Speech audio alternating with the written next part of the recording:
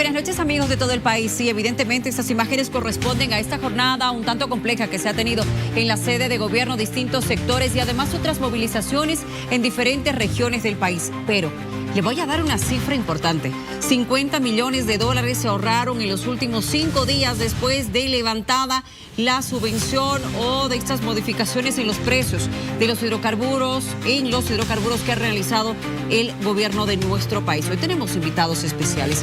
Hoy hablaremos del transporte, hoy hablaremos de hidrocarburos, hoy hablaremos de contrabando de estos productos. La autoridad, la máxima autoridad de esta cartera ministerial con nosotros en breve y en exclusiva, conversando aquí en vivo. Bienvenidos.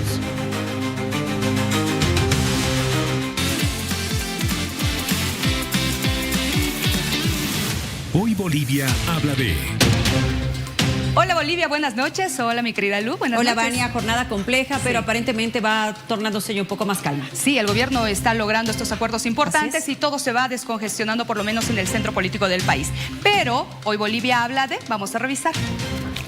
Alcaldes convocados por el gobierno este martes se reunirán para tratar el decreto supremo 5503. Evidentemente los han convocado para poder conversar, explicar y analizar el alcance que tiene esta normativa en nuestro país. Hoy Bolivia habla de... Central Obrera Boliviana asistirá al diálogo, pero no levantan las medidas. Así lo han manifestado quienes están a la cabeza de esta Central Obrera Boliviana. Hoy Bolivia habla de, atención, nueva directiva del Tribunal Supremo Electoral. Gustavo Ávila ha sido posesionado como el presidente. En breve vamos a conversar con él. Y las diferentes autoridades que también ya han tomado posesión de sus cargos para continuar con el trabajo en las subnacionales. Hoy Bolivia habla de... Insultos de Lara, asambleístas molestos. Hasta aquí hemos soportado, dicen. Hoy Bolivia habla de, atención, relación diplomática con Chile. Bolivia y Chile proyectan una reunión histórica. Eso y más en breve. Pero permítame que le tenemos información de último momento y tiene que ver con la determinación desde el Ministerio de Trabajo, manifestando que 25 y 26 de diciembre se concretan como feriados nacionales con suspensión de actividades en el ámbito público y privado. Así lo ha determinado. Seguramente esta medida va a coadyuvar a que se pueda generar mayor movimiento turístico y un fin de semana bastante largo en el país para que se generen movimientos económicos. A muchos les ha caído muy bien esta noticia, Luciana, ¿Seguro? de ampliar Sí. el feriado porque van a tener más tiempito de realizar actividades. 4 días entonces. Exacto. De descanso, y esta es la determinación del Ministerio de Trabajo.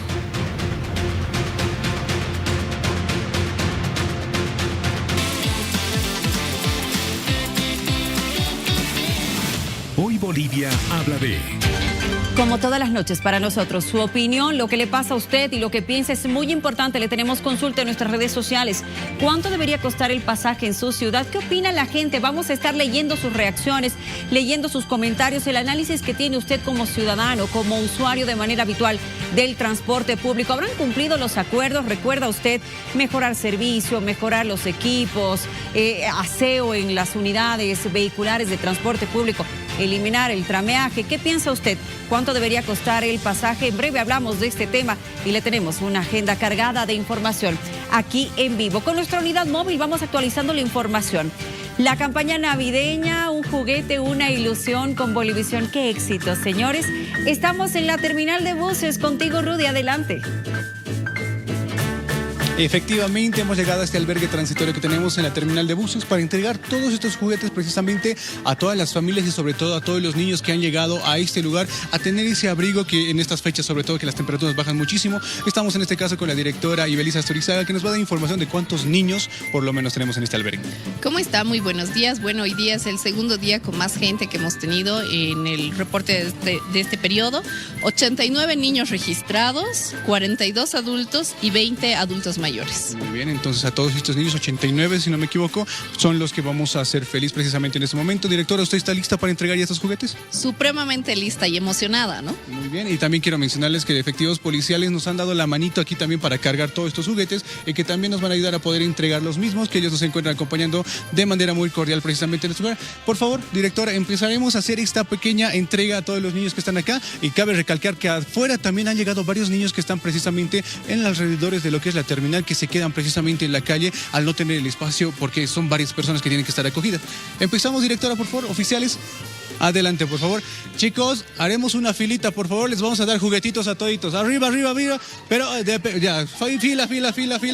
Ya listo, fila. Varones aquí y niñas aquí. Las niñas aquí. Niños aquí, ahí está. Con cuidado, con cuidado. Ahí está, miren cómo los niños ya están listos justamente. Los policías nos van a ayudar precisamente a dar este orden correspondiente.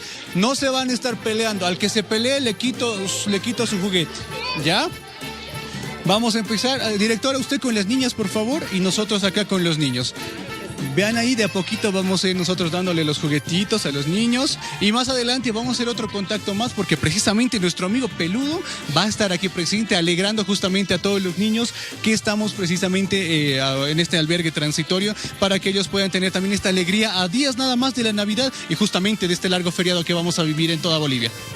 Bueno, Rudy, muchísimas gracias. Ahí estamos viendo este gran movimiento desde la terminal de buses y gracias a todo esto que se ha logrado por la solidaridad de la gente. Desde muy temprano hoy hemos realizado esta campaña entregando y brindando sonrisas a todos los niños de áreas rurales y de escasos recursos que no han podido tener una Navidad digna. La Red Bolivisión, gracias a ustedes, gracias Bolivia por sus corazones, ha cambiado esta jornada para miles y miles de niños. Señores, vuelco de página. 22:06. Vamos a la noticia, la información con los actores aquí en vivo.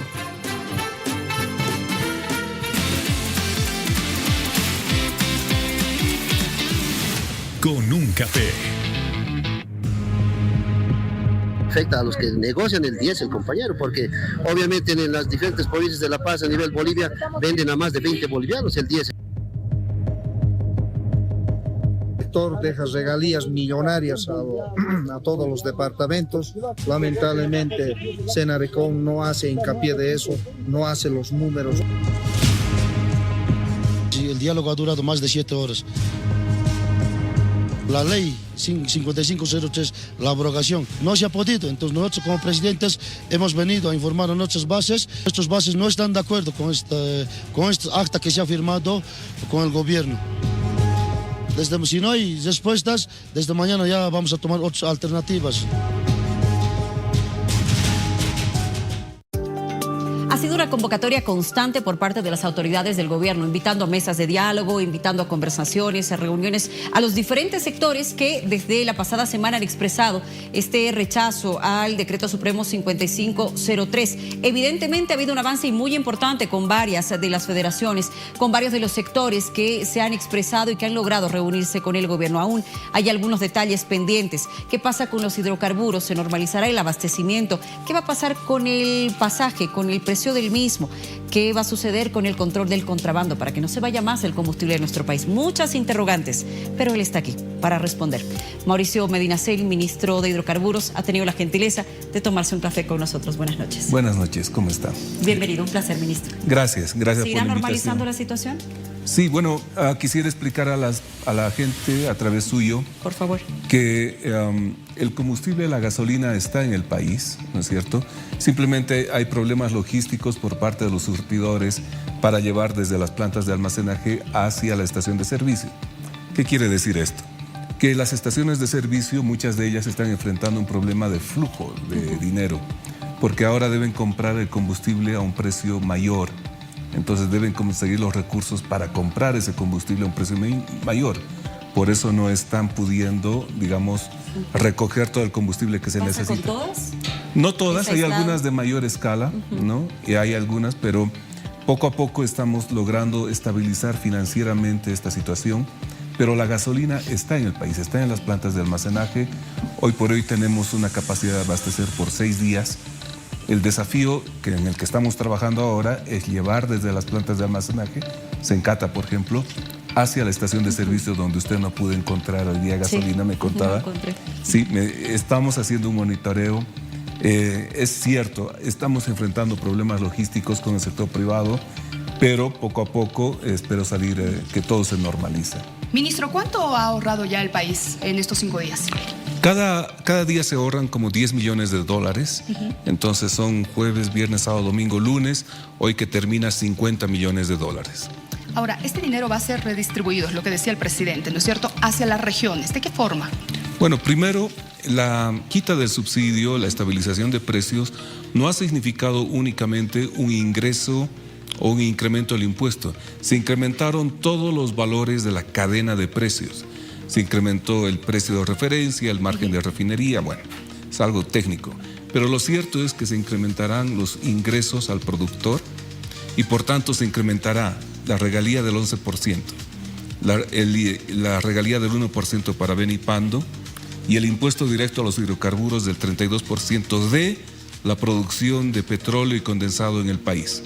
Entonces, todos aquellos que coparticipen del impuesto directo a los hidrocarburos verán sus ingresos incrementados. Hablo de alcaldías, gobernaciones, universidades, todas las instituciones que coparticipan de este impuesto.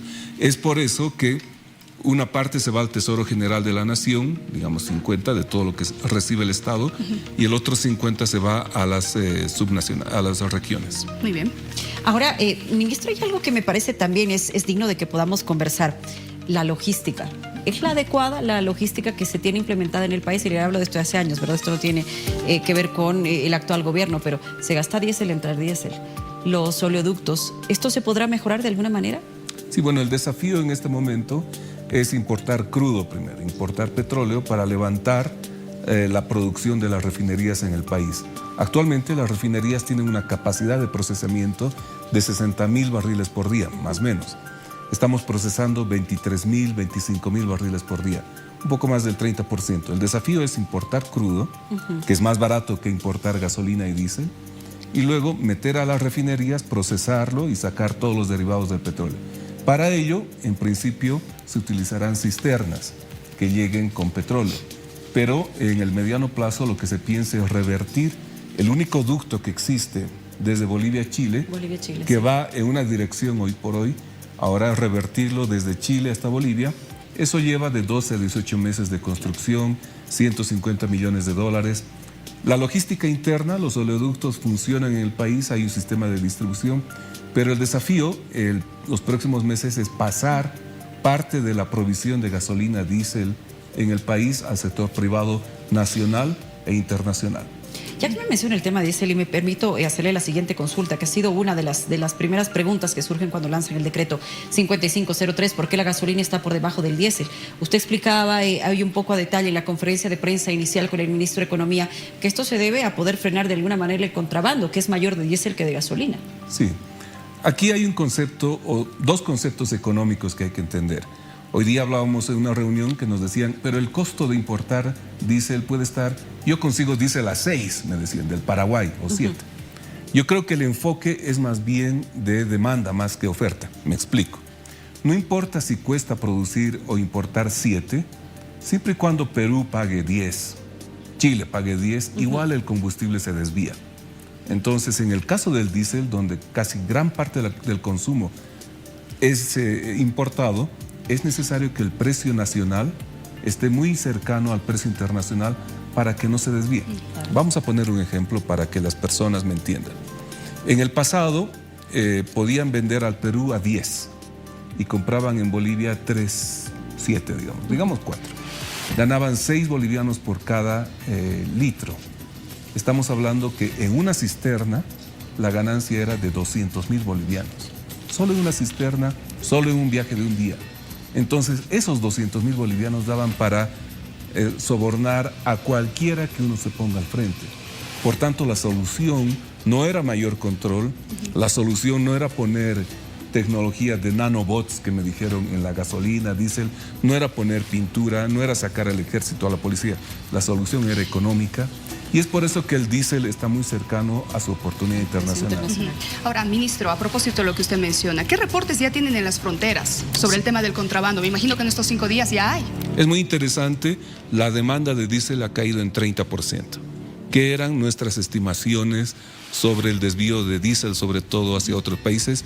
Hago un seguimiento diario sobre esto y es 30%. La gasolina sigue, digamos, al 100%. Y aquí quiero mencionar a las personas que la demanda de gasolina estos días está mayor por las fiestas. Ahora va a subir porque por este feriado mucha gente va a cargar y va a salir al interior del país. Pero lo interesante es que en el diésel cayó al 30%, lo que quiere decir que el mercado está funcionando. Y hay muchos TikToks donde le invito a la gente que ve estos TikToks, de Pando, TikToks de Potosí, donde las estaciones de servicio de diésel están vacías y las personas dicen, bueno, de un momento al otro ya no están cargando para llevar el diésel afuera. Claro, como contrabando. ¿Cuál es la ruta del contrabando que se ha logrado detectar? Bueno, la principal que vimos aquí en La Paz es por Desaguadero, ¿no? Habían formas inimaginables, desde activaron camiones o buses antiguos que le acoplaron más tanques de gasolina o de diésel e iban como una carga y decían, estamos cruzando la frontera. Si usted iba hacia el aeropuerto de Santa Cruz, por esa carretera que hay hacia el aeropuerto, veía muchos buses estacionados esperando cargar gasolina y diésel. Y ahora sacamos una resolución en el ministerio donde las tarjetas, adicionalmente, de carga de diésel por parte del sector agropecuario desaparecen, que era otra forma de corrupción. Es decir, me explico y le explico a la gente. En el pasado, el sector agropecuario necesitaba diésel. El gobierno lo que hizo es entregarles tarjetas, 10,000 litros, 15,000 litros, 5,000, lo que sea. Entonces, el gobierno pasado entregó a quienes tampoco eran del sector. Entonces, recibían tarjetas, 10, 15 tarjetas, obtenían el diésel y se lo llevaban.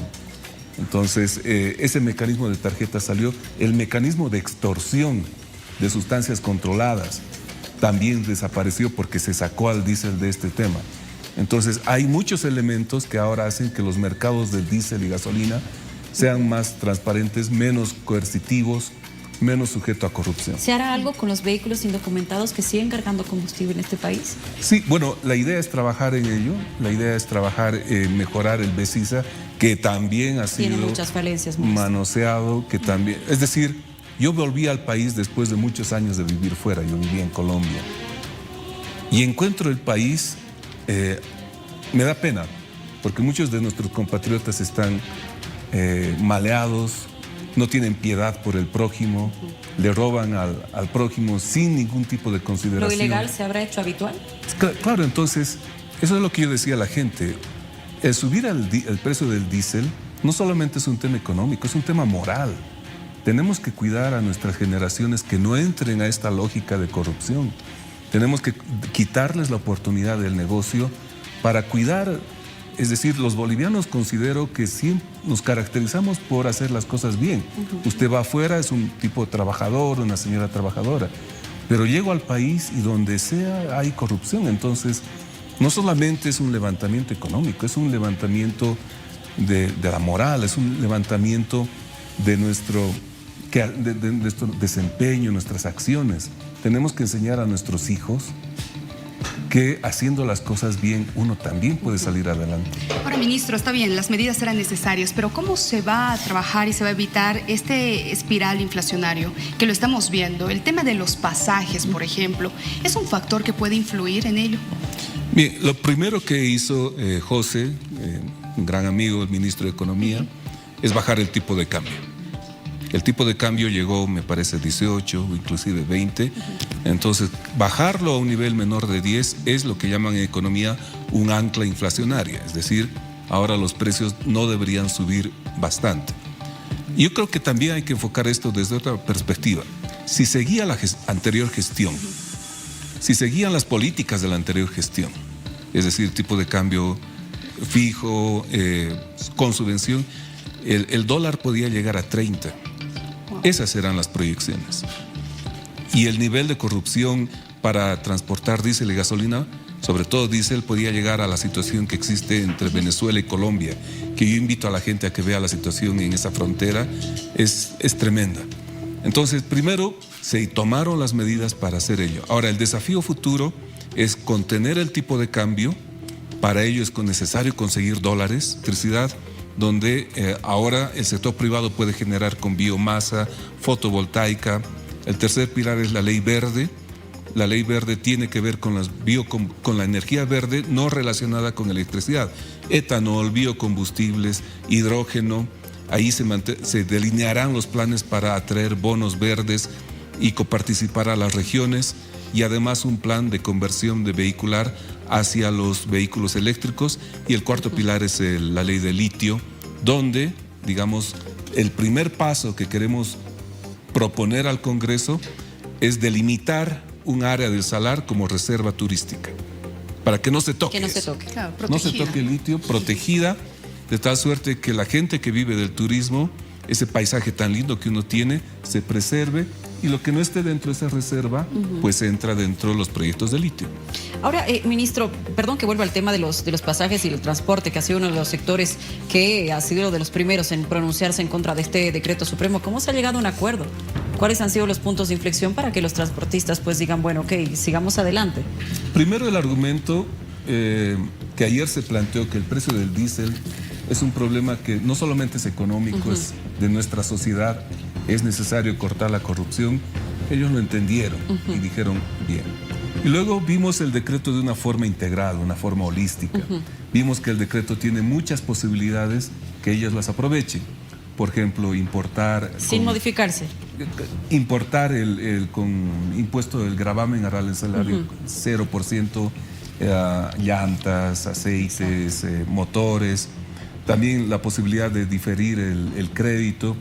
El proyecto ofrece alternativas que ayudan al sector transportista, porque el sector transportista también tiene otro tipo de costos.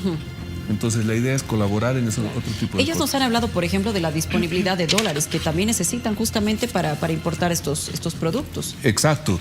Digamos, lo macro es que ahorramos 10 millones de dólares al día. Ahora, lo micro, ¿por qué es tan importante para el ciudadano de a pie todo lo que estamos haciendo? Por lo que usted tiene exactamente encima del cuaderno. Es un celular. La tecnología. No, nosotros no producimos computadores, no producimos... Entonces, el ciudadano de a pie necesita dólares para poder importar repuestos, vehículos, celulares. Es esa la urgencia de traer dólares a la economía. Es esa la necesidad que la persona tiene. A la persona le dice 10 millones, 1.000 millones, no le interesa. Lo que le interesa es decir que si va a la casa de cambio para viajar al Perú y traer mercadería, en la casa de cambio le digan, aquí están sus dólares, denme los bolivianos. Ahora no puede hacer eso. Claro. Ratifíqueselo a la población, ministro. Con estos acuerdos, con estas medidas, no debe subir el precio del pasaje. Claro, justamente el presidente citó a los gobernadores, a los alcaldes para discutir esto. ¿No? Esto va más allá de mi cartera, ciertamente. Claro. Yo me dedico al tema de hidrocarburos y la idea es lograr una situación en la que todos estén confortables. Le digo, todos necesitamos vivir bien, necesitamos comodidad, necesitamos estaciones de servicio con un baño decente, necesitamos un taxi, un minibús que esté limpio. Claro. Tenemos que cambiar la forma de pensar nuestra de los bolivianos, donde sí nos merecemos servicios de calidad. Y ahí tenemos que mejorar todos, ¿no? Y también hacer esfuerzos todos, como lo dijo el ministro de Economía. ¿Qué va a pasar con los salarios en YPFB, en las empresas subsidiarias? ¿Se ha hablado de este tema, ministro? Sí, bueno, no es tan fácil lidiar con las empresas estatales y a esto aprovecho su pregunta Claro. para comentar esto. Podemos dividir las empresas estatales, por lo menos en la cartera que yo, dentro del gobierno, empresas papa frita, podríamos llamar, y yacimientos petrolíferos fiscales bolivianos. Está claro que las empresas papa frita no deben seguir viviendo porque son deficitarias. Van a cerrarse. No, claro, la idea es crear una estrategia para empresas papa frita, Muy bien. con la cual la gente se sienta cómoda, confortable. Y tener una estrategia para empresas como ILB, YPFB, Comibol, donde claramente la estrategia es otra. Yo le digo, ILB está en prequiebra técnica, porque yo soy presidente del directorio de ILB. Entonces, esta prequiebra técnica nos dice que los ingresos que ellos tienen no cubren los costos financieros. Para poner al señor taxista que me ve, Claro. lo que recibe es como si el taxista recibiera un ingreso y no le alcanza para pagar siquiera al banco. Ni siquiera hablemos para gasolina, nada. ¿Pero No le por qué esa quiebra? ¿Qué han identificado? Justamente hay que hacer un corte, debemos hacer un corte para ver qué pasó antes con las piscinas, qué pasó antes con todo el manejo de esta ILB. Hubo muchos eventos que nos venimos enterando poco a poco, pero el desafío es, hacemos un corte y de aquí en adelante la ley me obliga a mí a pensar estrategias para levantar esa empresa. Claro. Porque si yo cierro esa empresa, y eso quiero decir a la gente que me dice en las redes, cierran de una vez, que todo el hate que uno recibe, no es tan fácil, porque si yo cierro la empresa, o si el gobierno cierra la empresa, después me sigue un proceso a mí, por daño económico al Estado. Entonces, hay cosas que no son sencillas, hay que implementarlas. Estamos, ¿cuántos? 6, 7 semanas en... Sí, por ahí. Algo así, ¿no? Entonces, realmente... La presión es muy grande. Seguro. Yo entiendo a las personas. Es como 20 años, yo siento esto, 20 años que el boliviano tenía una camisa de fuerza y de pronto cuando se abre esto, todos quieren todo y ahora. Seguro. Y se entiende. Y reitero, si me permites, mientras va tomando pregunta. el cafecito, no me respondió sobre los salarios. ¿Qué van a hacer al final? Bueno, ¿Va a haber una reducción o no? Eso no corresponde a mi cartera. Lo han hablado, pero tal vez han escuchado algo del ministro de Economía, ha surgido la propuesta. En principio no van a subir. En principio no van a subir. No, y luego se va a hacer algo más eficiente, porque lo importante no es solamente el salario, es la masa salarial. Hay que hacer más eficiente el número de empresas. Todos tenemos la orden de reducir el personal en nuestros ministerios. Entonces, debemos hacer un esfuerzo. Pero esto también quiero decir a las personas, pese a que no es de mi cartera, eso habrá que preguntarle a José, al ministro de Economía. Gran parte de los salarios son salud y educación, que esa es la masa salarial. No estamos hablando aquí de mi salario, que también, bueno, si quieren reducir a la mitad. Pero el tema es cómo lidiamos con salud, educación, la policía, el ejército. Ya estoy anticipando el hate sobre el ejército, no, las redes son implacables. Pero vamos a salud y educación, ¿no? Es un buen monto de gente, un buen grupo de gente, que no le podríamos decir, ¿sabe qué? Ajústese los cinturones. No es unas personas que están... Entonces, cuando las personas analicen esto, vean que doctores, que enfermeras, médicos rurales están detrás de esos salarios que se quiere disminuir. Ahora, ministro, permítame que vuelva al tema hidrocarburos. Lo escuché también en su conferencia con esta idea clara de la necesidad de transferir la distribución de hidrocarburos a privados. En el gobierno de Luis Arce se hizo un intento de abrir la exportación, ¿cierto? Con una serie de pasos que me parece muy pocas empresas han logrado concluir para este fin. ¿Qué se va a hacer? Bien, lo que se hará es crear bloques mayoristas, le llamo. A mí me tocó ser ministro de hidrocarburos el año 2005-2006, entonces conozco lo que se hizo en esa época en términos del Estado. Se crearon bloques geográficos mayoristas. ¿Qué quiere decir esto? Que se licita la provisión de combustibles a 10 empresas, digamos, internacionales, nacionales e IPFB, que tengan la obligación de suministrar gasolina y diésel casado, vamos a decir, carne y hueso. La Paz y el norte de Potosí, Santa Cruz y Pando, por 5 años. Entonces, si falta combustible, no sé, en San Ignacio, se le llama al mayorista de ahí y se le dice, ¿por qué no hay combustible? Si no mandas combustible, te quito la licencia. Entonces, el desafío acá es invitar a empresas internacionales para que logren entrar al país, exigirles compromisos de inversión, decirle a IPFB que también puede tener unos bloques, y a la inversión nacional, a SOSUR, también están invitados a participar en estos bloques. Entonces, ¿qué se logra con esto? No solo se logra que ellos vengan con recursos frescos financieros para emitir cartas de crédito, ¿no? También se logra decirles, miren, necesitamos una estación de servicio para los productores de quinoa del sur del Salar, que vinieron a proponerme eso, una estación de servicio en Santa Cruz. Se les dice, inviertan en estas estaciones de servicio, alquilen las plantas de almacenaje de IPFB, alquilen el servicio de refinación de IPFB, los que importen crudo. Entonces, y pongan estaciones de servicio de calidad.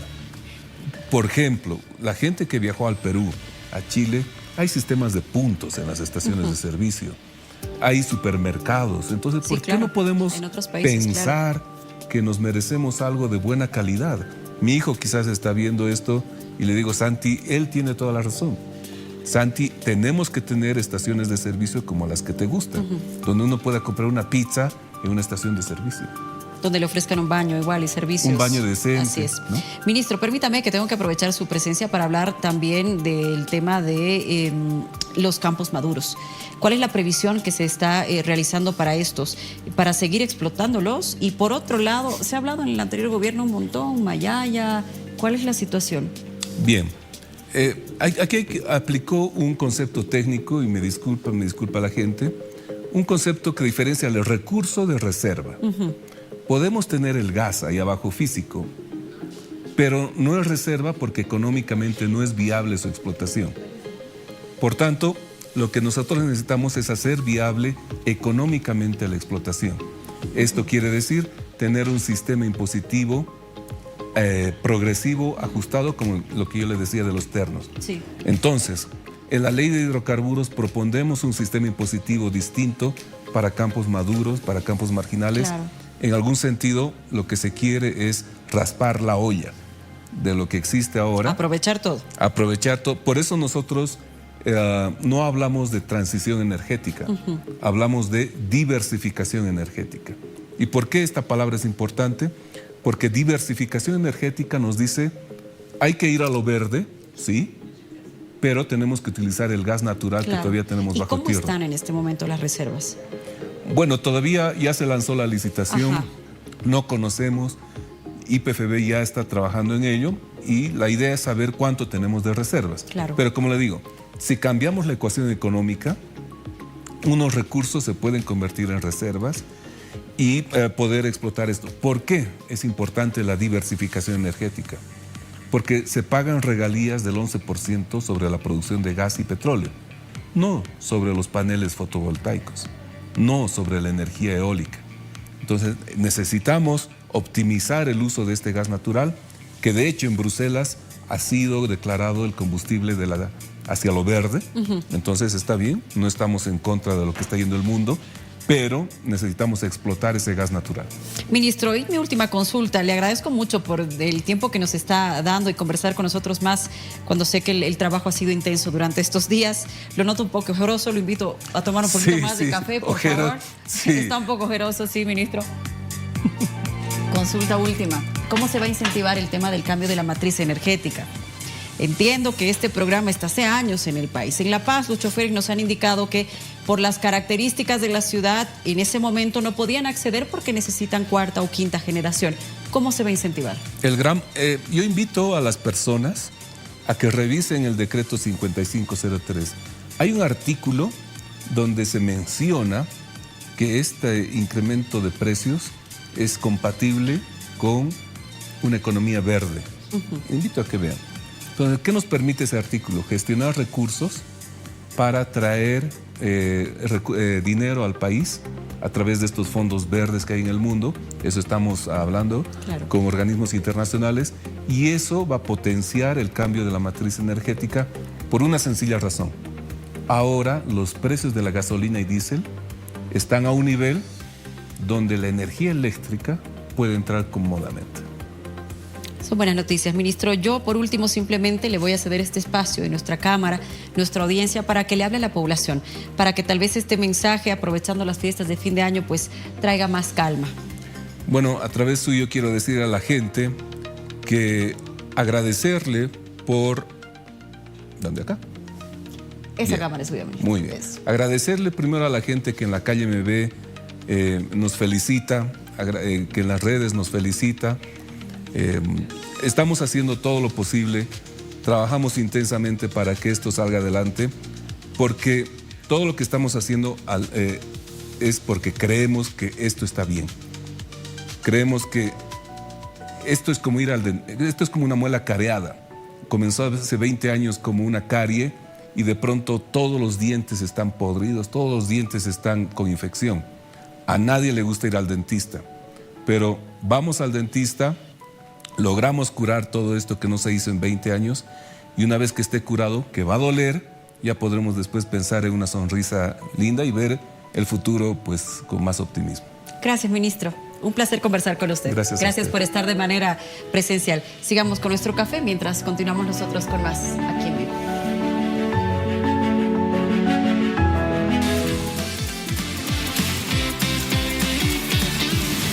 con un café.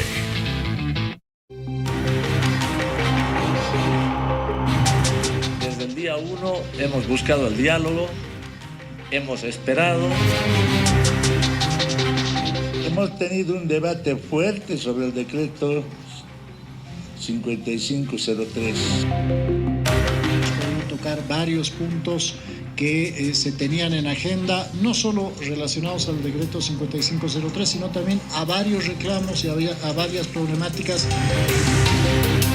Se ha conseguido claro y concreto lo que inclusive de los impuestos nacionales, que nosotros tenemos dificultades de poder ser sancionados hoy día, ese tema se ha solucionado. Y es que esa es la pregunta que usted tiene en este momento, ¿no es cierto? ¿Qué va a pasar con el costo del pasaje? ¿Vamos a seguir pagando 3, 4 bolivianos, dependiendo de la región donde estemos? Porque sí se han visto esos excesos de parte de algunos transportistas, de algunos choferes. ¿Qué va a pasar, por ejemplo, con el transporte también interdepartamental, interprovincial? Bueno, son varias las consultas que tenemos a raíz de este decreto supremo. Y estamos con don Santos Escalante de la Federación de Choferes Chuquiago Marca, con quien queremos conocer primero los alcances de este encuentro con el gobierno. ¿Ustedes están de acuerdo con la reunión que se ha desarrollado? Por favor, ¿qué avances se ha tenido en la misma? Buenas noches, bienvenido. Buenas noches, nosotros en una primera instancia habíamos demostrado que no estábamos de acuerdo con la forma que se lo ha hecho. Una vez más lo decimos, no estábamos en esa condición, es decir, de aceptar, pero ya ante la convocatoria que se ha dado, hemos tenido que asistir a escuchar la propuesta del gobierno. Luego ahí también hemos hecho conocer cuál es la posición de las diferentes federaciones, porque no solamente ha sido la Federación Chuquiago Marca, sino han estado todas las federaciones a nivel nacional. Y como ustedes decían, el transporte tiene diferentes modalidades. Tiene el urbano, tiene el provincial, tiene el interdepartamental, tiene el internacional, tiene el transporte de carga y el transporte pesado. Y hemos conseguido nosotros que por lo menos podamos llegar a crear mesas de trabajo, comisiones, pero en este momento la prioridad en todos los departamentos está en el tema urbano, porque este tema gasado, el tema de la ley, el decreto 5503, ha ocasionado que todos los departamentos, en todos los municipios urbanos a nivel nacional, tengamos el problema de las tarifas. Y aquí hay que decirlo algo de claro. Es por eso que hemos pedido nosotros que el gobierno tenga la participación conjuntamente con los gobiernos nacionales para de una vez sacar unas soluciones al problema. Don Santos, si todavía no han definido estas tarifas, se está guardando las mesas técnicas, ¿por qué ya están cobrando el doble? Te hago una consulta. Si en este momento nosotros estamos recibiendo una gasolina ya no subvencionada, estamos recibiendo con un precio al doble y más del doble en el tema del diésel. Entonces tampoco nosotros podemos salir a trabajar a pérdida. Entonces, ¿qué es lo que nos correspondía? En una primera instancia sé que ha habido molestia, y la molestia ha empezado porque los mismos surtidores de gasolina a las 10 de la noche, cuando ellos ya tenían conocimiento, lo primero que han hecho es cerrar las refinerías, apagar, decir que su sistema está mal, o decirnos claramente que no tenían gasolina o gas o diésel, y a las 12 de la noche y media empezar con la nueva tarifa, que es de 6.96. Eso es lo que ha ocasionado que nosotros empecemos a subir las tarifas, y luego hemos empezado a conocer más o menos cómo podríamos manejar, porque los vehículos tampoco pueden salir a trabajar a pérdida, porque esto ha ocasionado, no solamente es el tema de la gasolina, ha ocasionado un efecto shock que ha subido todo. Ese mismo día han empezado a hacer ágil en el tema de la canasta familiar, han subido los impuestos, las llantas, prácticamente se han disparado. Y eso ha tenido que ocasionar que nosotros también modifiquemos las tarifas y en este momento tengamos que usar diferentes tarifas porque son diferentes los recorridos que cada sector hace. Ahora, don Santos, evidentemente hay otros temas de los que hay que hablar y tiene que ver con lo que está sucediendo con el mercado. El mismo mercado está regulando el tema de las tarifas y cada quien está haciendo lo que mejor le conviene. Y le digo esto porque están cobrando en tramos cortos 3 bolivianos, otros abusan y cobran incluso arriba de los 4 bolivianos. El trameaje sigue en pie. Al margen del decreto supremo, esto sigue en pie y no ha cambiado pese al compromiso constante del sector transporte. ¿Se habrá mejorado el servicio? Habría que hacer una evaluación y no sé si va a ser del todo positiva. ¿Qué va a pasar? ¿Por qué sigue esta situación?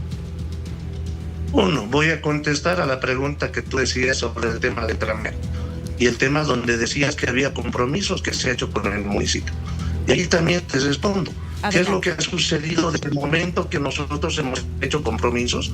Prácticamente hemos tenido la escasez de gasolina, hemos tenido la escasez de diésel, hemos llegado a dormir en las gasolinerías 2 días y una noche para trabajar, un día 12, 16 horas para poder trabajar y luego estar en las gasolinerías.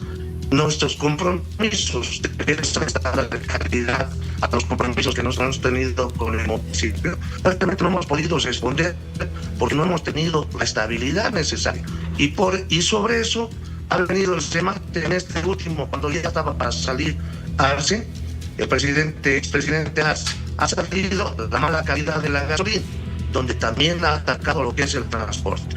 Hemos tenido más de 400 vehículos, te hablo simplemente de la Federación Chuquiahuamaca, que ha tenido que rogar para su separación por la mala calidad de gasolina que nos estaban vendiendo. Ha logrado más de 13.000 hasta 14.000 bolivianos. ¿Qué es lo que hemos hecho? Hemos reclamado a la ANH, hemos hecho inspecciones a yacimientos, a la ANH conjuntamente con la ANH y no nos han podido demostrar que hay una certificación de calidad sobre la gasolina que estábamos recibiendo. Y eso también lo tiene que recibir el transporte. Nadie ha resarcido los daños. Había un compromiso incluso con el con el ingeniero Silva, que estaba con el derecho a la defensa del consumidor. ¿Qué hemos conseguido? Nadie se ha hecho responsable. Asosur o ECO, ampliamente nadie ha querido hacerse responsable. Hasta la fecha nadie nos ha respondido, por lo menos 100 bolivianos.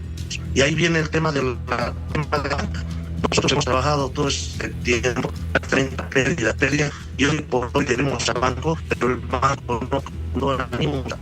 Santos, permítame que vamos a intentar mejorar, me parece que es la calidad de señal que usted tiene y las últimas frases no le hemos logrado comprender porque está un tanto entrecortado. Quiero seguir conversando con usted, sin embargo me permito decirle que lo que usted me menciona del tema de la calidad de la gasolina, del tema de las filas, la población tampoco tiene la culpa y no se puede justificar con eso que sigan los trameajes. Ahí se lo dejo para que usted me responda en breve. Don Mario Silva nos acompaña también, por favor, para poder conversar de este tema. Buenas noches. Buenas noches. Buenas noches. A ver, don Mario, ¿cuánto tiene que subir el costo del transporte, de las tarifas? ¿Qué van a proponer? ¿Han dado sugerencias tal vez al gobernador ustedes o no? No, generalmente, a ver, tiene que hacerse un estudio de costos de operación. Mucho ha gritado en la movilización, don Mario. Está chaja. Sí. Es un estudio de costos de operación. Generalmente nosotros lo hemos hecho en 4 meses, hasta 5 meses. Va a tardar. Y a partir de eso ya vamos a tener ya algo más creíble, ¿no? Y mientras tanto, ¿qué va a pasar? ¿Cuánto debería costar el pasaje? Alguien tiene que regular. Claro, mientras tanto tenemos las tarifas, más o menos los compañeros han visto de que han quitado la subvención, tenían que salir con un pasaje inmediatamente porque el compañero de base... ¿Pero le parece en La Paz 5, 4 bolivianos y más todavía? ¿Le parece correcto? No hay tarifa diferenciada. Claro. El trameaje sigue. Yo quiero decirle a Santos, es que los dirigentes somos así. Al final el compañero de base empieza a presionar, el dirigente tiene que darle soluciones. Pero ahora ya hay una resolución. Santos Escalante tiene una resolución. El pasaje corto es 3 bolivianos, el largo es 3.50. Entonces no ya cobrar más. Ya están enmarcándose. Pero a partir de eso yo creo que van a hacer un estudio de costo de operación. Seguro saldrá un poco más. Ya el alcalde eso tiene que nomás hacer, tiene que regular prácticamente. El alcalde es el árbitro entre el transportista y el usuario. Muy bien. Pero mientras tanto, ¿qué hacemos con aquellos conductores que, si bien conocen y tienen esta resolución, la que usted señala, están cobrando lo que quieren? Tarifa nocturna tampoco. Tenemos esa resolución. Yo creo que la resolución que ha sacado en un ampliado Santos Escalante se está dando a cumplir. Y yo estoy de acuerdo de que días antes estuvieron cobrando, porque nadie decía nada. Mire, si el presidente decía, vamos a bajar la subvención, entonces podíamos alistar un estudio de costos de operación inmediatamente, pero ha sido de la noche a la mañana, y los pasajes también Santos ha dado de la noche a la mañana. Incluso en el Alto hemos tenido muchos problemas. Claro. Ahora estamos regulando. Y a medida que va pasando el tiempo vamos a regularlo esto, pero decirle al alcalde que haga un estudio de costos de operación inmediatamente a la brevedad posible, para que así esté contento el transportista y contento el Pero ahora, con el todo usuario. lo que se ofrece dentro de este decreto supremo, ¿no se ve beneficiado también el transporte, don Mario? El tema de los aranceles, el tema de que pueda generarse también mayor flujo de dólares. A ver, el tema de los aranceles es un saludo a la bandera. Pero era parte de lo que ustedes reclamaban, don Mario, que habían subido los repuestos y que por eso tenía que subir también el precio del pasaje. Mire, la década del 80 han traído llantas, han traído repuestos. ¿Sabe qué pasa? Los mismos empresarios se hicieron millonarios, porque un solo motor no puede traer. Uno tiene que traer arriba de 100 motores o 2.000 llantas. Ahí sí va a haber arancel cero, pero después no vamos a ver. Pero vamos a hablar con el gobierno, que haga, digamos, en cada departamento una tienda grande donde puedan traer repuestos, llantas, todo eso, arancel cero. Ahí sí vamos a poder nosotros. Pero ¿cada cuánto necesitan estas reparaciones, el cambio de las llantas, como para justificar también un aumento? Claro, el cambio de las llantas es casi 8, 9, hasta un año. El motor, un año y medio. ¿Y todos cambian? Porque hemos visto varios vehículos en las llantas brillando, don Mario. Claro, eso es a veces cuando no alcanza. Por eso es importante. Una llanta ahorita está sobre los 800, 900 bolivianos. Y si queremos una original, está más de 1.000. ¿Cuánto gana un chofer? Un chofer generalmente gana ahorita 150, 200. Entonces, ese es. Y el mantenimiento del vehículo, mire, un cambio de aceite está sobre los 400. Pero eso no es cada mes, ¿no? Cada 15 días. Las pastillas también cada 15 días. Entonces, es nomás un mantenimiento para así darle un servicio de calidez al usuario. ¿Se acuerda? Antes eran puros casos Transformer. Teníamos problemas, había accidentes, era diario. Con esto que han traído casos originales ya chinos, que ahora está valiendo... ¿El tema del diferimiento también les va a beneficiar o no? El diferimiento es para los que se han prestado para viviendas. A nosotros nos prestan con el 28%, y eso es al 11.5%. El ministro estuvo aquí y nos habló, pero de este tema. Vamos a beneficiar justamente vamos a tocar ese tema. Así como somos nosotros somos... trasladamos a los productores y deberíamos tener ese mismo trato con el 11.5, así tendrían que abaratar muchas cosas. Tome su matecito, lo dejamos descansar un ratito. Volvemos con don Santos Escalante. A ver, tenemos esta resolución, usted la tiene en manos, entonces ¿por qué se está cobrando?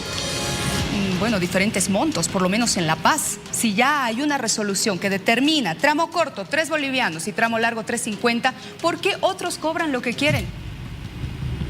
A ver, lo primero que tienes que aclarar, yo quisiera aclararte este tema.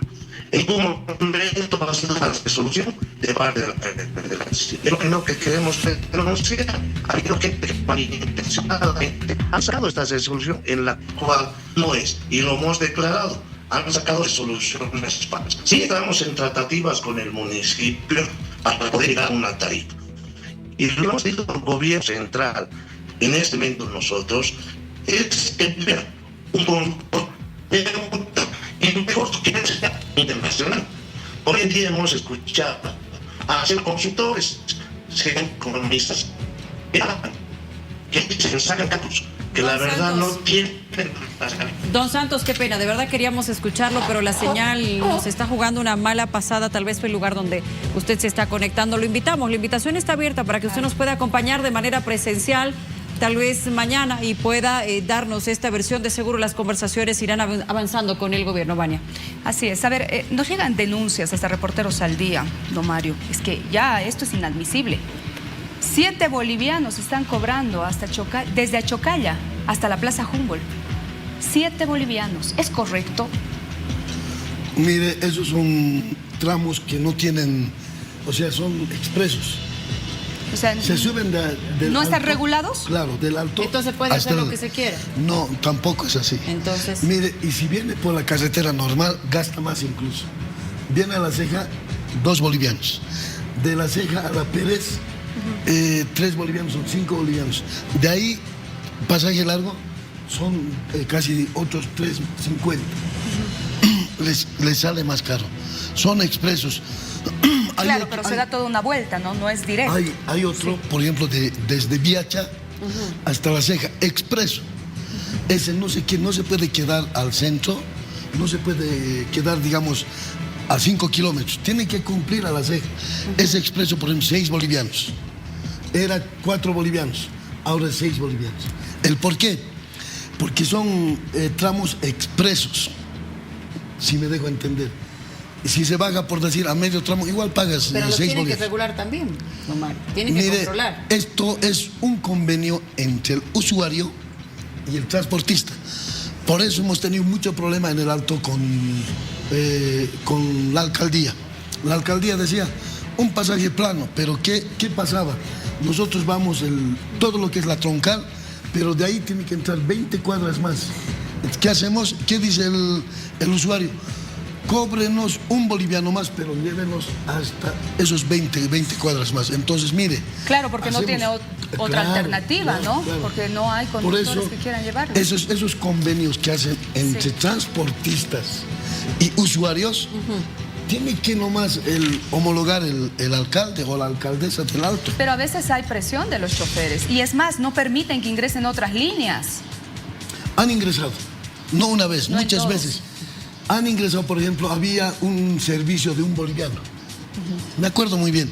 Era hasta de La Ceja hasta el sindicato Arcoíris. Villa 1 de Mayo más adentro. ¿Sabe cuánto han durado? No han durado más de 3 semanas. Después se han venido a nuestras filas, igual han trabajado con nosotros. Bien. Por eso es importante. Mire, en La Paz, yo era ejecutivo de la departamental de Chorres 1 de Mayo. Yo tenía que manejar 87 municipios. Mire, 20 provincias. Y es algo complejo. Tenía que ir a hacer por los pasajes a los 87 municipios, decirle, este es el tramo y estas son las frecuencias. Ahora, don Mario, a ver, desde ya hace mucho la población demanda un mejor trato, ¿no? Mejores condiciones en sus vehículos. No todos cumplen. Hay quejas de la población. Hemos visto agresiones de los conductores también. ¿Y esto quién controla? ¿Cuándo va a llegar este cambio? Y yo pienso, no podemos satanizar. No todos, sí, no todos. Ese es uno. Pero una gran mayoría. 2, antes teníamos casos muy viejecitos. Ahora tenemos casos ya más modernos. Eso es para darle ese servicio. Ahora, quiero decirle al alcalde Arias, desde estos medios de comunicación, ¿sabe qué pasaba en tránsito? Nos daba clases o cursillos, por decir, de educación vial, el trato al pasajero. Eso se ha perdido. Nos daban cada 3 meses y el compañero conductor o transportista venía con su certificado al sindicato y tenía que tenía que ingresar. Pero ¿qué pasa hoy? A partir del año 2011, cuando hemos hecho la ley 015, se han olvidado, pero dicen la ley 015, se tiene que hacer. Se tiene que hacer cada 90 días. Bien. Pero mire, y son casi 14 años y nunca se lo ha hecho. Quiero pedirle que le hable a sus colegas, a los que están intransigentes en el tema del pasaje, que cobran lo que quieren, habiendo ya una resolución. Háblenles, por favor, a ellos, para que lleguen a un buen consenso, ¿no? Hay una confusión acá. Hay casos vehículos que bajan expreso desde el alto. Ahí es una de las confusiones. Es intermunicipal. Viene desde, por ejemplo, viene desde Río Seco. Ceja, llega hasta Estado Mayor, llega hasta Villa Fátima. Esa confusión hay. Ya. Por eso dicen, me está cobrando 4, 5 bolivianos. Pero el que esté en La Paz en estos momentos está cobrando 3 bolivianos. No todos, hombre. No, ahora con la resolución. Yo sé que nuestros hermanos, nuestros compañeros transportistas están molestos. Sí. Ellos estaban cobrando 3.50 y eso daba para la gasolina. Acuérdese, seguramente en el estudio de costo de operación va a reflejar eso. Vamos a estar pendientes, le agradecemos mucho, don Mario, por haber estado con nosotros, pero vamos a seguir hablando del tema, así que le invito a que se quede con nosotros, ¿sí? Por favor. Luciano. Gracias, Vania. Y es que hay diferentes reacciones, ¿cierto? Tras esta determinación del gobierno de la implementación del Decreto Supremo 5503. Incluso se está esperando una audiencia de acción popular para que los pasajes no se incrementen. Si el colectivo ciudadano Movimiento Naranja ha presentado una demanda después de lo sucedido. Pero también hay diferentes sectores del área rural, comunarios, que aseguran estar en contra del Decreto 5503. Yo los voy a saludar a quienes nos acompañan esta noche, don Juan Carlos Rebollo, abogado que nos va a hablar de esta acción popular. Buenas noches y bienvenido. Y de igual manera, don David Mamani, él es ejecutivo de la Federación Tupac Katari y nos dará las razones del por qué están en contra de este decreto supremo. Doctor Rebollo, lo saludo por favor de manera inicial y me da los argumentos. Luciana, muy buenas noches. Buenas noches al público de Bolivisión. Básicamente la acción constitucional tiene dos elementos básicos, ¿no? Uno es el reclamo de derechos y el otro es el tema del reclamo de garantías. Comprendamos bien cuál es el efecto específico bajo el panorama que hemos nosotros interpretado. Todo perjuicio realizado por cualquier ciudadano a efecto determinado de vulneración de derecho, luego debe ser resarcido. El ejercicio anterior con un proceso que ya terminó, que ya se fue, lastimosamente el día de hoy cambia. Y el que perjudica debe pagar. 24 horas de perjuicio tienen que ser calificados. Ese es uno de los objetivos específicos de la acción constitucional. Las otras dos se han cumplido de manera regular. Primero, que las autoridades tomen efecto correspondiente del control competencial que les correspondía, alcaldía y gobierno central, y todos tenemos que estar ahora sujetos a lo que vayan a determinar sus negociaciones. Estas 24 horas de perjuicio, ¿se pagan cómo y a quién? El Estado boliviano tiene un efectivo determinado de tratado internacional. Si el Estado no califica aquel conjunto de daños personales, individuales, pero además también materiales que se ha provocado con este encierro, porque prácticamente eso ha sido un secuestro a la ciudad, entonces, en forma efectiva, los tribunales civiles se van a encargar de calificar los mismos. La audiencia el día de hoy, a horas 16:00, ha determinado básicamente un ejercicio de resolución y pacificación, porque obviamente todo volvió a la normalidad, ya no hay bloqueo. Más, sin embargo, el ejercicio del perjuicio por esas 24 horas aún queda. Vale, sigamos conversando con nuestros Así es, sí, estamos con David Mamani, ex ejecutivo de la Federación Tupac Katari. Don David, ustedes no están de acuerdo con este decreto, es más, anuncian bloqueos, medidas de presión, ¿no es cierto? Bienvenido, buenas noches. Que tenga muy buenas noches, querida Vania, y un saludo cordial a toda la población boliviana. La verdad, nosotros como trabajadores campesinos de las 20 provincias del departamento de La Paz estamos totalmente de desacuerdo con ese decreto supremo 5503. ¿Por qué? Porque en primer lugar es inconstitucional, no corresponde al órgano ejecutivo manejar en ese sentido un decreto supremo para hacer un ajuste económico a nivel nacional diciendo que vamos a levantar la subvención, sino que esto corresponde precisamente a la Asamblea Legislativa. Ellos son los que deberían tratar, discutir, analizar, tomar decisión y emitir un decreto supremo o un decreto ley. Don David, el gobierno ha anunciado que esto ya no era sostenible. Sabíamos. Claro, todos sabíamos, pero ¿qué debía hacer el gobierno central a cabeza de órgano ejecutivo? Ellos debían plantear un proyecto de ley a Asamblea Legislativa y ellos, como diputados senadores, deberían convocar a todas las organizaciones sociales o sectores sociales que deberían ser parte en análisis y en desarrollo de este plan económico para corresponder a esta crisis económica que nos está golpeando duramente, específicamente a los del sector social popular como campesinos, fabriles, comerciantes, transportistas. Entre nosotros estamos peleando, eso es lo malo, ¿no? Pero aquí el órgano ejecutivo, creo que un grupo de amigos han diseñado y al final han querido imponer este decreto supremo y eso está muy mal, por eso hay un descontento social a nivel nacional. En lo técnico, pero don David, ¿qué hubieran planteado entonces? A ver, si es que no se aplicaba esto, que bien lo decía Vania, sabíamos que la subvención ya era insostenible para el país y este no es solo un problema de este gobierno que lleva un mes y medio, sino del gobierno pasado también.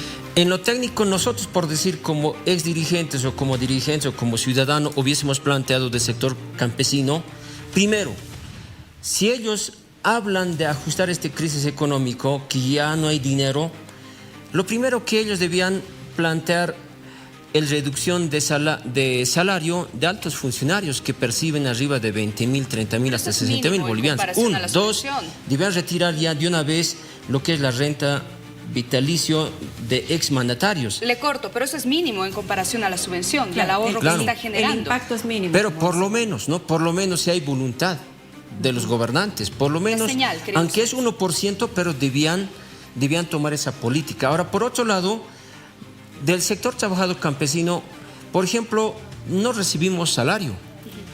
Y los que recibimos salario, por decir, como albañiles, que nos contratan, que vendemos nuestra fuerza de trabajo, hoy día percibimos, o sea que por día vendemos nuestra fuerza de trabajo por 100 bolivianos como albañil, como maestro en albañil. Ahora, de estos trabajadores no se va a incrementar, no se va a elevar también pues como se está elevando, por ejemplo, el caso de los transportistas. Entonces ahorita los transportistas fácil van a tratar de ajustar de acuerdo al alza de costo de combustible, de porcentaje.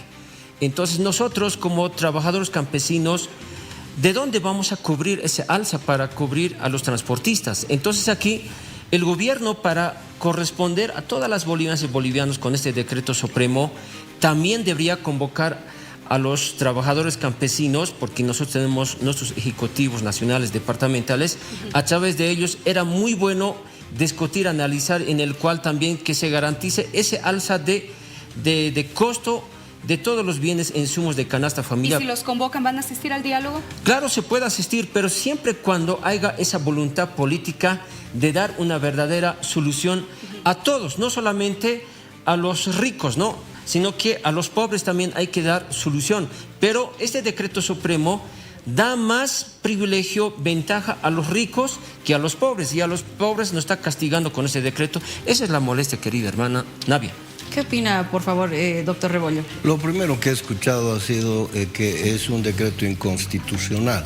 Bueno, el dirigente Mamani conoce que cuando se dice inconstitucional, entonces no es que uno lo dice, tampoco lo puede decir el legislativo, menos lo puede decir la presidencia o el órgano ejecutivo.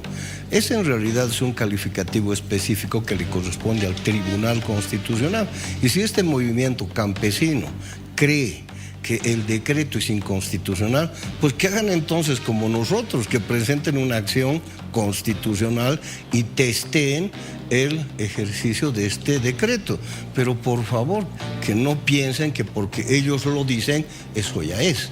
Básicamente eso es falaz, es mentirle a las bases, es mentirle a la gente, es perjudicar al prójimo, es no dejar desarrollar al urbano y es lastimosamente hundirse más en una crisis económica que el día de hoy lo único que requiere es trabajo. Lo único que requerimos es trabajo. Ahora, quieren en forma específica acudir al Tribunal Constitucional o no tienen confianza en el Tribunal Constitucional, mejor que lo digan, pero entonces que no utilicen términos como de inconstitucional, cuando en realidad ni siquiera se ha hecho un testeo sobre ese decreto. Ahora, Nosotros como Movimiento Naranja, ¿qué estamos haciendo? Sí estamos haciendo eso. En las próximas horas vamos a presentar un testeo constitucional sobre el decreto. ¿El decreto tiene o no tiene verificaciones de constitucionalidad o no? No lo vamos a decir ni yo ni el dirigente Mamani. No lo va a decir absolutamente nadie en sala. Eso lo tiene que decir el Tribunal Constitucional. Y si el Tribunal Constitucional dice que es constitucional, pues entonces tendrá que aplicar como ya se está aplicando el día de hoy. ¿Quieren decir no? Acudan a la ley. Básicamente es eso. Doctor Rebollo, muchísimas gracias. Dirigente Mamani, gracias. Hace instantes estuvo la autoridad con nosotros explicando además que este ahorro, que por el momento ha sido de 50 millones, pues va a generar que se reactive YPFB y que esos recursos puedan de alguna manera circular en el país y mejorar condiciones para en los próximos meses tener mejor economía en el país. Gracias a ambos por haber estado con nosotros. Gracias. Hacemos una pausa. Quédese con nosotros, que en breve, él es de Tarija, tiene un amplio recorrido dentro del ámbito electoral. Ha sido parte del Tribunal Departamental de Tarija. Hace algunos meses estaba ya dentro del Tribunal Supremo Electoral. Hoy es el presidente, Gustavo Ávila. Buenas noches. Me levanta la mano, lo saludo porque en breve estamos conversando con él. Ya volvemos.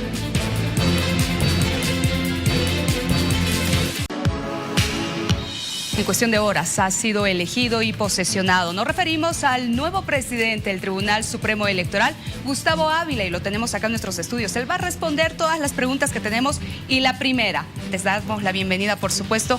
¿Cuál será la primera decisión que va a asumir o que ya asumió usted como presidente del Tribunal Supremo Electoral? Bienvenido, buenas noches. Vania, muy buenas noches, es un gusto poder compartir con usted. Luciana, bienvenido, muy buenas noches. presidente. Es un privilegio estar junto a ustedes. En realidad nosotros venimos ya desarrollando el proceso de elecciones subnacionales. Hemos organizado una primera etapa que ha sido el empadronamiento y ahora con la designación de los 6 vocales tenemos que continuar este proceso. Entonces, vamos a seguir adelante en el desarrollo de este proceso, pero tenemos retos de la gestión. Y ustedes recordarán estos 2 procesos electorales que hemos tenido de primera y segunda vuelta electoral, donde hemos podido demostrar que el Tribunal Electoral tiene un estándar de ejecución de proceso bastante alto. Hemos hecho el CIREPRE, hemos entregado resultados a las 8 de la noche, hemos incluido mecanismos de transparencia en el proceso electoral y ahora queremos mejorar, queremos modernizar el proceso electoral. Vamos a ir paso a paso dándole la seguridad a los ciudadanos para que confíen en el órgano electoral. Es un proceso, pero tenemos que iniciarlo ahora. Tal vez, Gustavo, me animaría a decir que eres de los presidentes que han pasado por el Tribunal Supremo Electoral con mayor experiencia en procesos electorales. ¿Cuántos llevas en tu cargo, entendiendo que has estado en este rubro, si vale el término, desde Tarija, desde hace muchos años? Sí, en realidad son 30 procesos electorales, este es el número 30. Y bueno, yo me acuerdo empezábamos cuando tenía 18, 19 años con el tema del referéndum del gas. Y ahí empezábamos y han ido transcurriendo referéndums, revocatorias, elecciones, etcétera. Y bueno, llega este proceso en realidad que lo vamos a organizar con esa experiencia que tenemos. Esa experiencia de más de 23 años y 30 procesos electorales nos permite en realidad ofrecerle lo que hemos hecho en el anterior proceso, mecanismos de transparencia. Nunca, por ejemplo, se había entregado la lista de habilitados a las organizaciones políticas, estas mesas de diálogo, el tema de trabajar coordinadamente con las organizaciones, los mecanismos de seguridad de las actas. Vamos a ir mejorando. ¿Cómo ha sido la elección? ¿Cómo se ha dado? ¿Y usted se imaginó ser elegido presidente? Bueno, era un sueño, ¿no? Yo creo que ha sido un proceso, paso a paso. Cuando ingresé a Tribunal Electoral de Tarija, yo trabajaba de promotor electoral, que era el cargo más bajo. Fui secretario de Cámara, asesor legal, vicepresidente, presidente, vocal del Tribunal Supremo Electoral. Y el día en realidad que nos conocimos con los nuevos vocales, ellos me decían, te veíamos en televisión, muchos nos hemos conocido ahí, etcétera.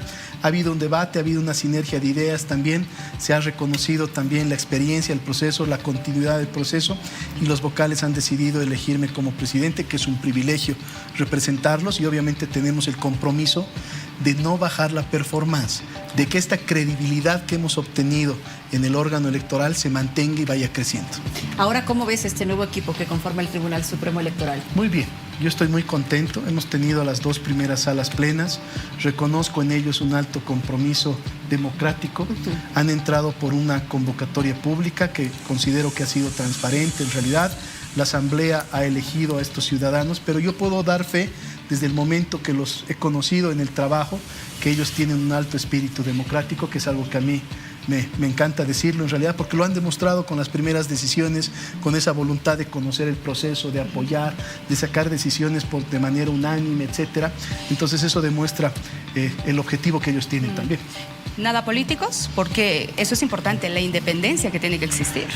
Yo creo que cuando hablamos de los vocales electorales siempre existen miradas de los ciudadanos que quieren relacionarnos a lo político, pero más que el discurso son los hechos lo que lo demuestran.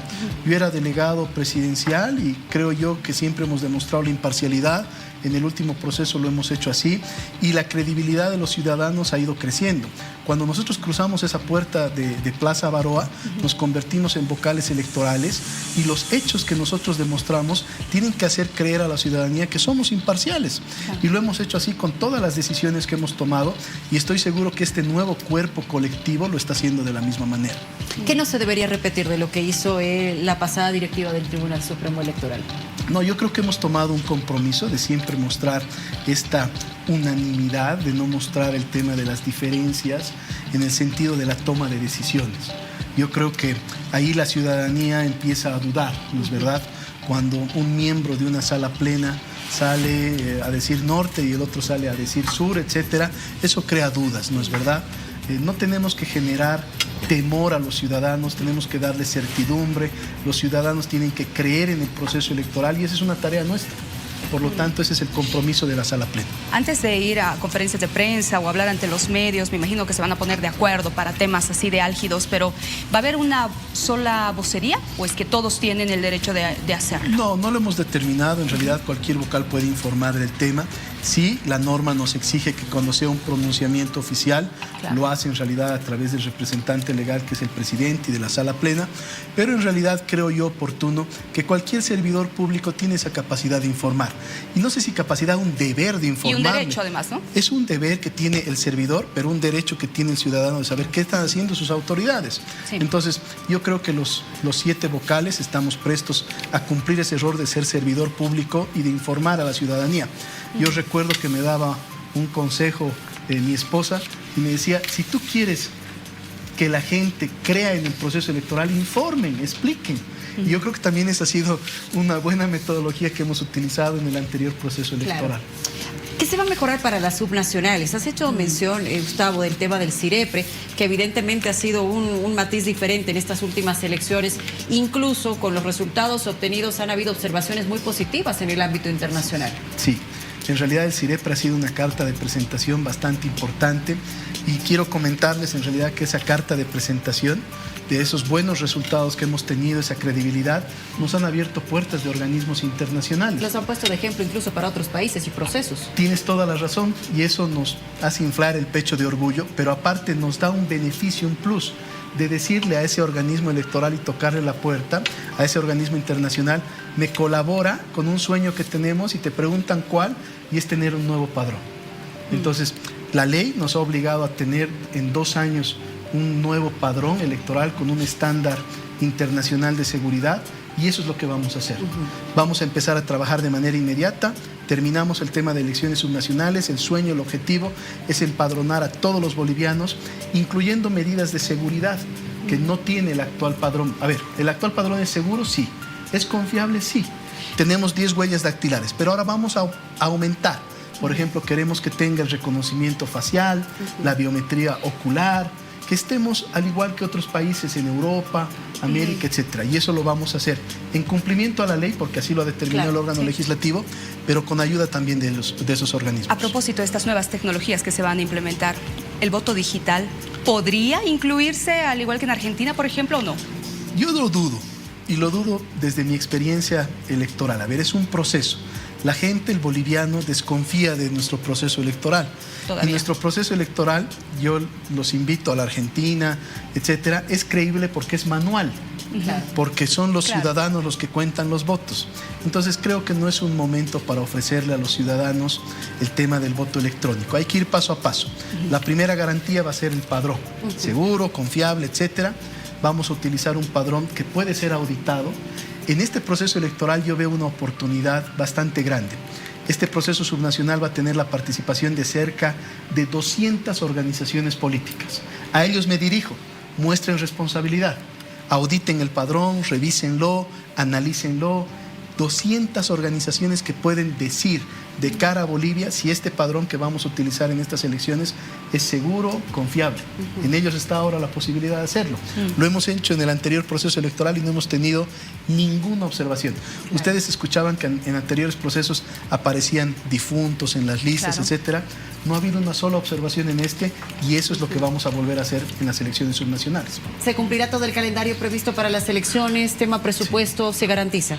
Fecha El confirmada. calendario electoral está transcurriendo con absoluta normalidad. Hemos ampliado una actividad que era la presentación de candidaturas que estaba prevista hasta el día de hoy, pero el ciudadano tiene que entender que nosotros tenemos una obligación, que si bien es proteger el derecho de los electores, también tenemos que proteger el derecho de los ciudadanos que pretenden ser candidatos. Y la anterior semana, por la coyuntura del país, etcétera, no han podido la gran mayoría recabar sus certificados, etcétera. Yo les cuento un dato que ayer analizábamos en la sala plena. En este proceso electoral esperamos tener un promedio entre 25,000 y 30,000 candidatos. Hasta ayer solo se habían tenido una inscripción de 500 candidatos. Entonces era imposible que lo hagan hasta hoy.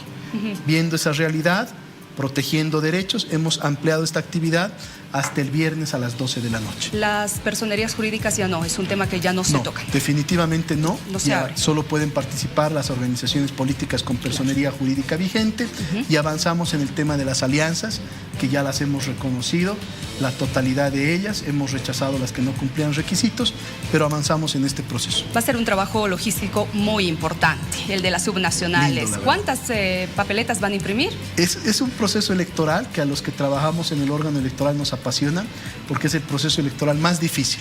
Tenemos 500 formatos de papeleta. Recordemos que tenemos 342 municipios. Cada municipio tiene su papeleta y a eso sumamos las papeletas departamentales en la región autónoma del Chaco. 500 papeletas que tienen su característica, distintas agrupaciones, organizaciones políticas y hay que hacerlo con rigurosidad. Y eso a nosotros nos va a encantar hacerlo para que el ciudadano sienta que su proceso es seguro también. Presidente, muchas gracias. Gracias y esperamos tenerlo más seguido. Para mí ha sido un privilegio poder conversar con ustedes y a usted en realidad que no sé por qué lo hizo hace meses, pero usted predijo esta situación, entonces nos sentíamos en el compromiso de venir y agradecerle ese presagio que ha tenido y comprometernos con los ciudadanos que le vamos a garantizar un proceso electoral seguro, transparente y confiable. El presidente del Tribunal Supremo Electoral hace referencia a la mesa de los HDP cuando estuvo como invitado muy especial en un momento emotivo y nos contaba que sí, uno de sus sueños era ser presidente del ente máximo electoral de nuestro país. Y hoy se cumple y lo felicitamos. Gracias de todo corazón a ustedes. Que le vaya muy bien, presidente. Gracias. Hacemos una pausa, quédese con nosotros en breve, mucho más aquí en Vivo.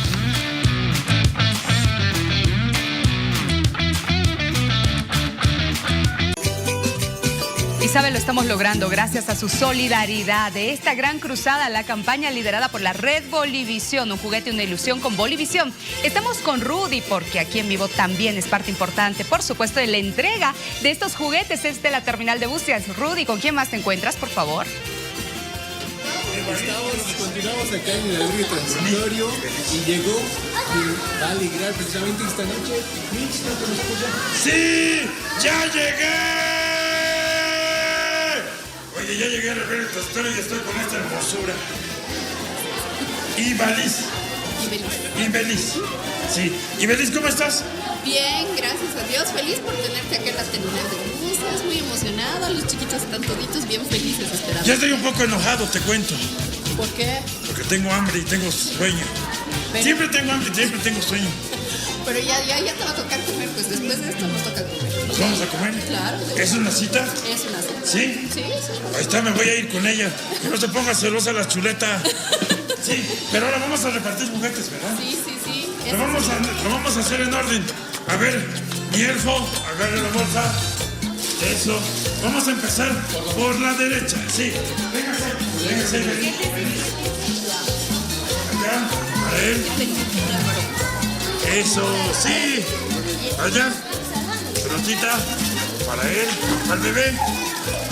Un juguete para bebé. Bebé. Sí.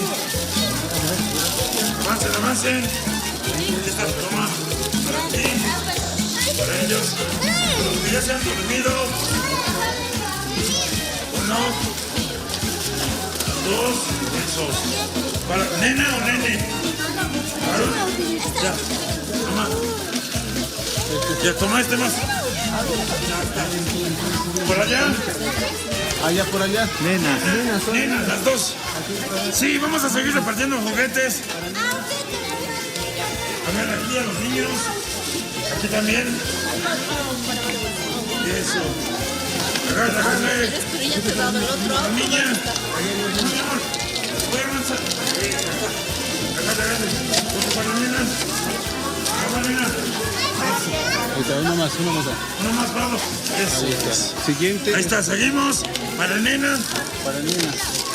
¿Qué? ¿Pelota quieres? Ahí estamos entregando los regalos, los juguetes que hemos recolectado gracias a su colaboración. El Grinch está presente en el albergue de la terminal de buses junto a nuestro periodista Rudy Espinosa. Mire la alegría de los niños, el de recibir estos juguetes, porque tal vez no tienen esa posibilidad, ¿no es cierto? El tema económico que afecta a varias familias y, por supuesto, llevarles estos regalos para muchos de ellos es una alegría, una ilusión, el que van a poder abrir estos regalos, estos juguetes, por supuesto, en esta Navidad. Gracias de todo corazón a usted que se ha sumado a esta gran cruzada de la Red Bolivisión. Gracias también a nuestros aliados estratégicos, todos quienes han confiado y que también han sido parte de un juguete, una ilusión con Bolivisión. Gracias, Rudy. Un abrazo al Grinch, que sigue entregando estos regalos en la terminal de buses.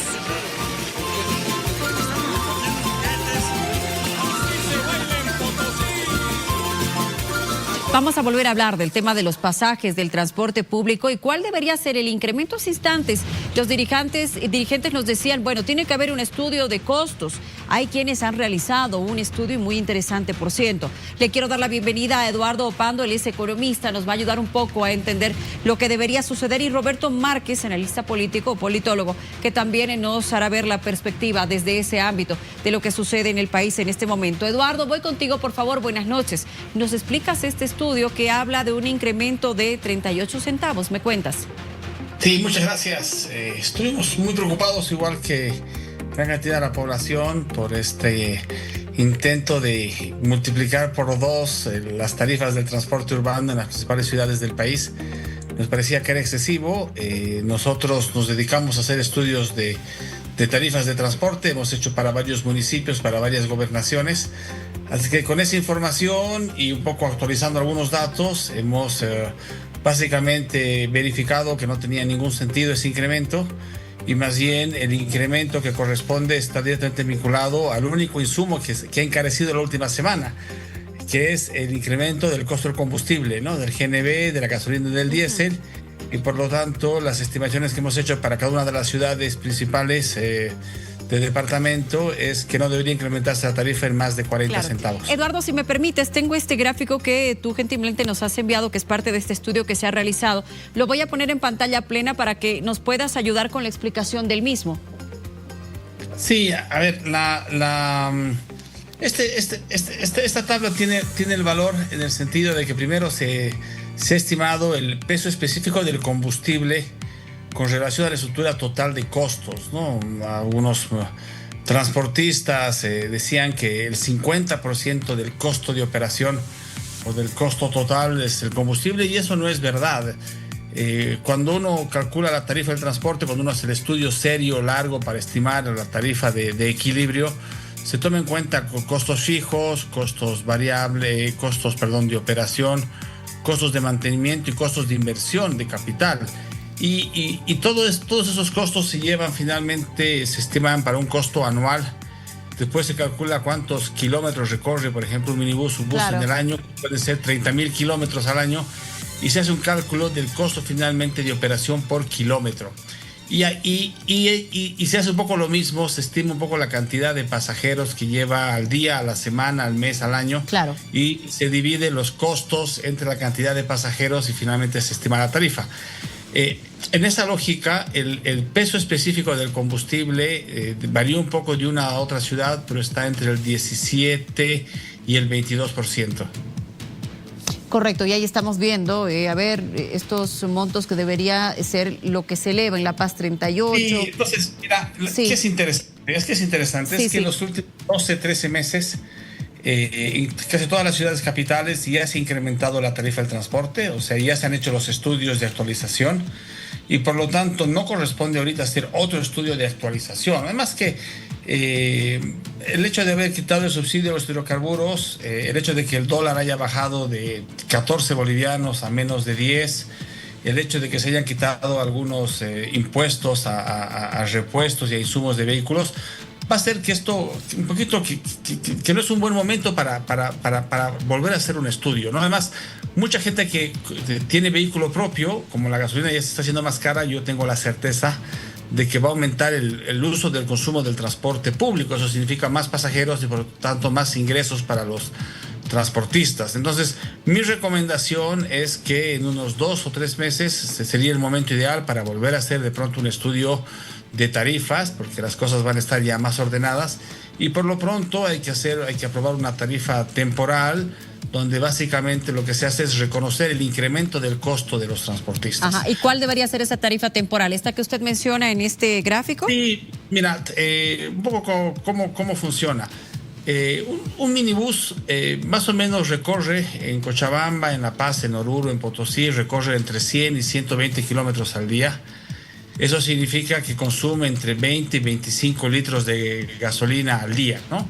Yo no tengo el dato de qué porcentaje tienen GNV y gasolina. El gobierno sí lo tiene, la Agencia Nacional de Hidrocarburos sí lo tiene y podría ayudarnos a calcular mejor y de pronto el incremento de tarifa sería menor. No lo tenemos, de hecho hemos pedido que lo hagan público. Yo quisiera no solo yo tener acceso, sino que las universidades, los institutos de investigación, los partidos políticos, las organizaciones sociales pueden tener acceso a esa información. Pero bueno, con lo que tenemos ahorita y asumiendo que todo es gasolina y todo es diésel, lo que hemos hecho ha sido calcular el incremento en las tarifas. Entonces, si un minibús, su costo eran 20 litros por 3.74, gastaban 75, 80 bolivianos al día en combustible.